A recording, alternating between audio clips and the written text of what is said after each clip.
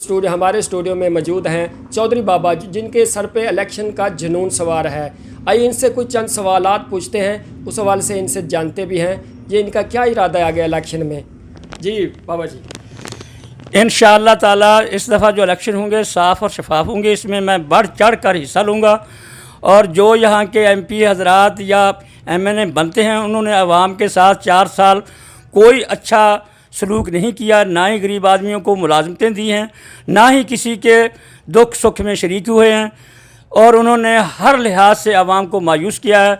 इसलिए मैंने इरादा कर लिया है कि इस दफ़ा इलेक्शन में ज़रूर आज़ाद हैसियत से हिस्सा लूँगा।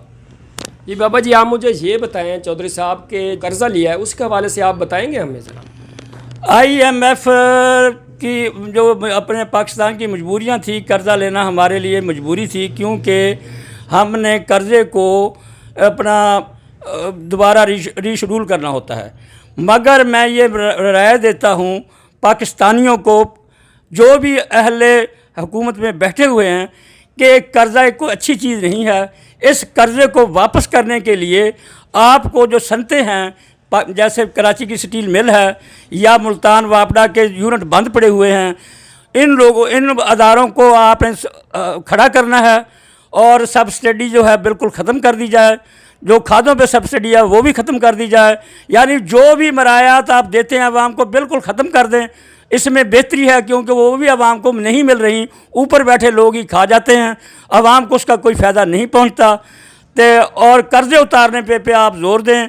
जितने भी सरकारी दरख्त खड़े हुए हैं पूरे पाकिस्तान में जो पुराने हैं उनको बेचा जाए, जो सरकारी ज़मीनें महकमा नहर की उनको बेचा जाए, जो रेलवे की राजी है उनको बेचा जाए। अदारों को नहीं बेचना चाहिए। मिसाल जैसे शहबाज शरीफ साहब कह रहे हैं अभी PIA को बेच देंगे और फलां अदारे को बेच देंगे, नेशनल बैंक को बेच देंगे, नहीं। जो रकबे पड़े हुए हैं, जो बड़े बड़े लोग उन पर काबज़ हैं, जो 3,000 या 300 रुपये पर एकड़ पे लेके बैठे हुए हैं, जबकि मार्केट में 1,80,000 रुपये तक ज़मीन की कीमत है ठेके की।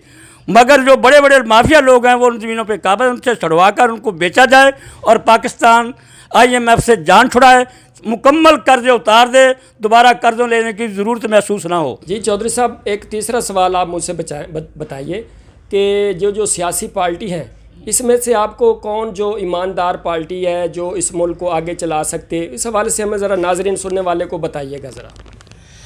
इस मुल्क को अगर बचा सकता है तो सिर्फ इमरान खान साहब ही बचा सकता है। उसने 4 साल पहले हुकूमत की है, मगर उसके हाथ पांव बंधे हुए थे, वो गरीब आदमियों को बेनिफिट तो नहीं दे सका। मगर इस आदमी ने बगैर ममालिक में कोई प्रॉपर्टीज़ नहीं बनाई, पाकिस्तान में भी कोई इतने नाजायज़ काम नहीं किए, ना ही प्रॉपर्टी पे कब्ज़े किए हैं, ना ही इन्होंने ज़मीनें ख़रीदी हैं। हर दूसरे सियासतदान जब उनके वर्के फरोल के देख लें, सन 88 से लेकर अब तक सियासतदानों ने जो करप्शन किया है उनके रिकॉर्ड मौजूद हैं। उन्होंने रकबे अलाटमेंट भावलपुर में, रहीम यार खां में, दूसरे ज़िला में कोई सियासतदान ने भी ऐसी गंगा में हाथ नहीं धोए। सिर्फ एक वहद आदमी इमरान खान है जिसने करप्शन नहीं की। और इमरान खान से सिर्फ मुझे इख्तलाफ ये है कि हम इसके 11 साल से इसके साथ थे।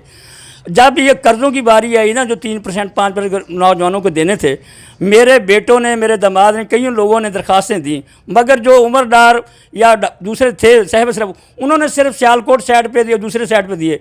हमारे ज़िले लोधरा में किसी गरीब आदमी को लोन नहीं मिला कि वो अपना कारोबार चला सके, या इंटरशिप दी जाए, किसी गरीब आदमी को सपोर्ट किया जाए या उसको मुलाजमत दी जाए। हमारा ज़िले लोधरा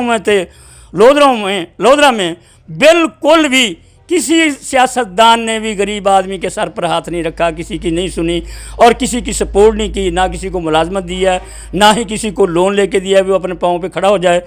दूसरी बात मेरी ये भी है कि जो बैंकों में इतना मार्कअप बढ़ रहा है ना आजकल, वो मार्कअप कम किए जाएं, ज़्यादा से ज़्यादा 7-8% किए जाएं। सब स्टडी जितनी भी है ना हुकूमत ने दी हुई, बेशक वो ख़त्म कर दें।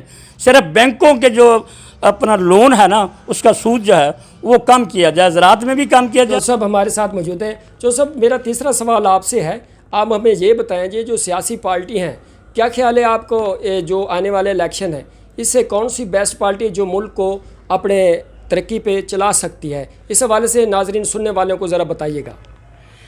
मेरे जहन के मुताबिक पाकिस्तान को सिर्फ बचा सकता है तो सिर्फ इमरान खान साहब ही बचा सकते हैं।